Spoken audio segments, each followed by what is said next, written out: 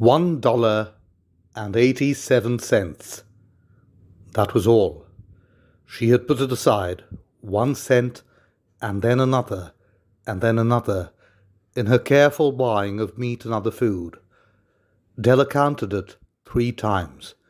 $1.87. And the next day would be Christmas.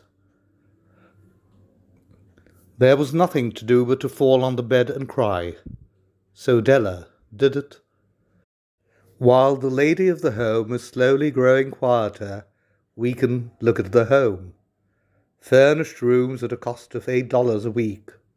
There's little more to say about it. In the hall below was a letter box, too small to hold a letter. There was an electric bell, but it could not make a sound.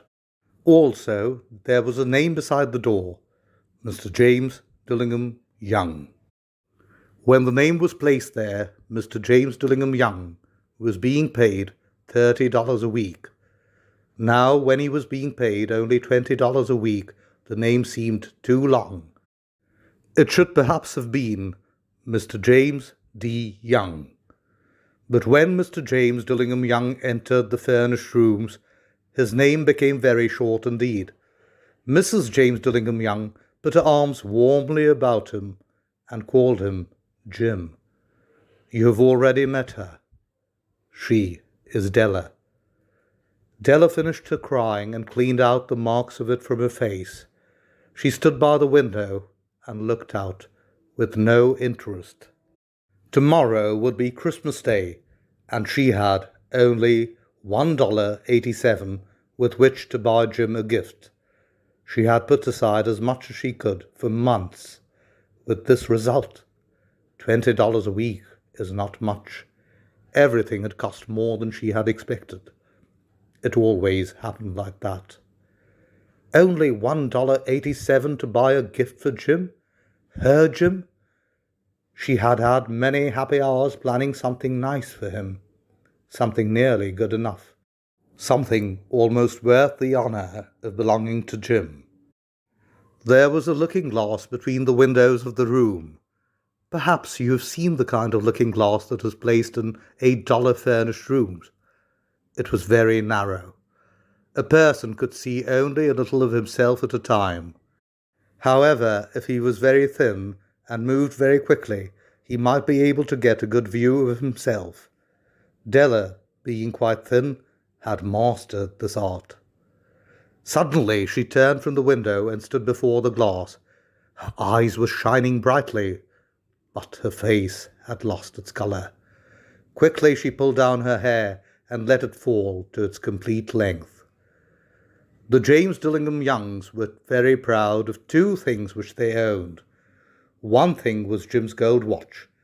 It had once belonged to his father, and long ago it had belonged to his father's father. The other thing was Della's hair. If a queen had lived in the rooms near theirs, Della would have washed and dried her hair where the queen could see it. Della knew her hair was more beautiful than any queen's jewels and gifts. If a king had lived in the same house with all his riches, Jim would have looked at his watch every time they met. Jim knew that no king had anything so valuable. So now Della's beautiful hair fell about her, shining like a falling stream of brown water. It reached below her knee. It almost made itself into a dress for her. And then she put it up on her head again, nervously and quickly. Once she stopped for a moment and stood still while a tear or two ran down her face. She put on her old brown coat. She put on her old brown hat. With the bright light still in her eyes, she moved quickly out the door and down to the street. Where she stopped, the sign said, Mrs. Sofroni, hair articles of all kinds. Up to the 2nd floor Della ran and stopped to get her breath. Mrs. Sofroni, large, too white, cold-eyed, looked at her. Will you buy my hair? Asked Della. I buy hair, said Mrs. Sofroni. Take your hat off and let me look at it. Down fell the brown waterfall. $20, said Mrs. Sofronie, lifting the hair to feel its weight. Give it to me, quick. Oh, and the next 2 hours seemed to fly. She was going from one shop to another to find a gift for Jim. She found it at last. It surely had been made for Jim and no one else. There was no other like it in any of the shops, and she had looked in every shop in the city. It was a gold watch chain, very simply made. Its value was in its rich and pure material. Because it was so plain and simple, you knew that it was very valuable.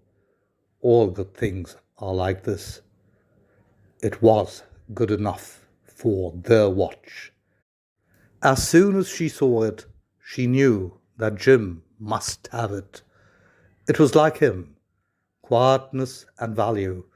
Jim and the chain both had quietness and value. She paid $21 for it, and she hurried home with the chain and 87 cents. With that chain on his watch, Jim could look at his watch and learn the time anywhere he might be. Though the watch was so fine, it had never had a fine chain. He sometimes took it out and looked at it, only when no one could see him do it. When Della arrived home, her mind quieted a little. She began to think more reasonably. She started to try to cover the sad marks of what she had done. Love and large-hearted giving, when added together, can leave deep marks. It is never easy to cover these marks, dear friends, never easy. Within 40 minutes, her head looked a little better. With her short hair, she looked wonderfully like a schoolboy. She stood at the looking-glass for a long time. If Jim doesn't kill me, she said to herself, before he looks at me a second time, he'll say I look like a girl who sings and dances for money. But what could I do? Oh, what could I do with $1.87? At 7, Jim's dinner was ready for him. Jim was never late. Della held the watch chain in her hand and sat near the door where he always entered. Then she heard his step in the hall, and her face lost colour for a moment. She often said little prayers quietly, about simple, everyday things. And now she said, "Please, God, make him think I'm still pretty." The door opened, and Jim stepped in.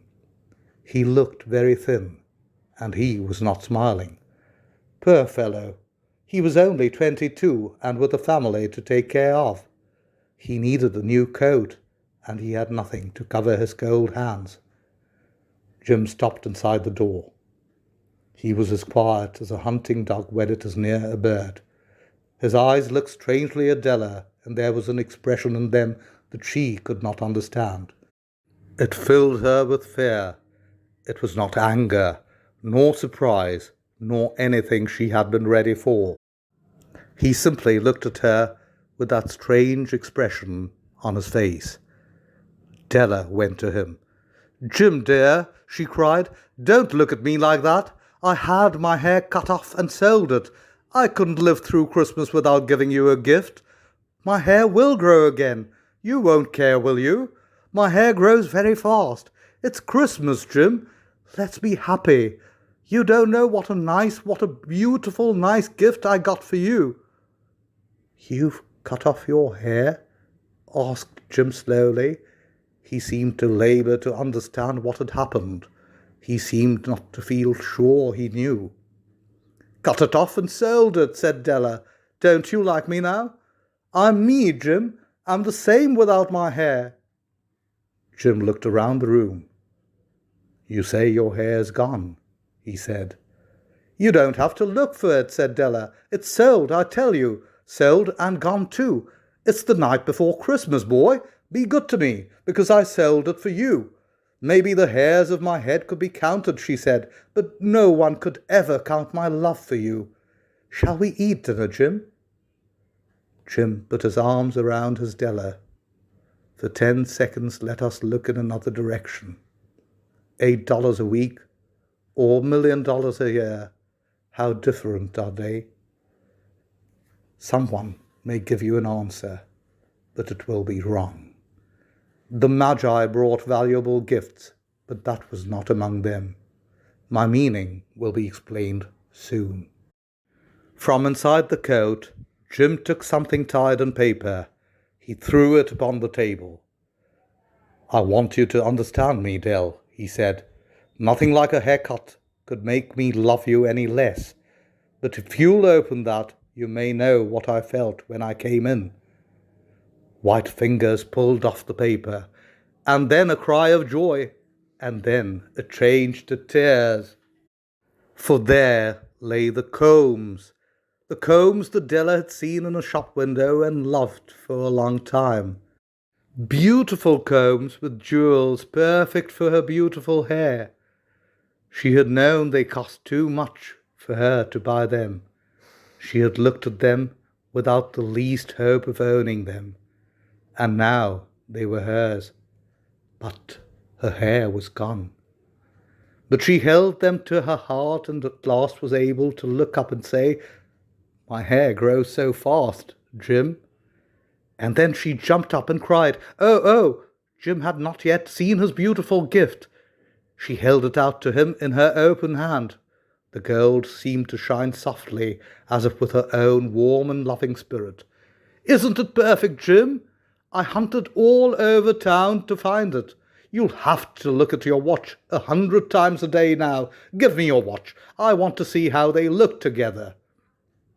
Jim sat down and smiled. "Della," said he, "let's put our Christmas gifts away and keep them a while. They're too nice to use now.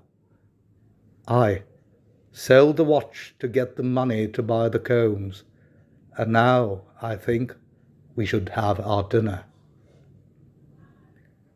The Magi, as you know, were wise men, wonderfully wise men, who brought gifts to the newborn Christ child. They were the first to give Christmas gifts. Being wise, their gifts were doubtless wise ones.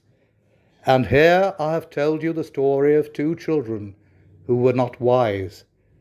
Each sold the most valuable thing he owned in order to buy a gift for the other. But let me speak a last word to the wise of these days. Of all who give gifts, these two were the most wise. Of all who give and receive gifts, such as they are the most wise. Everywhere they are the wise ones. They are the Magi.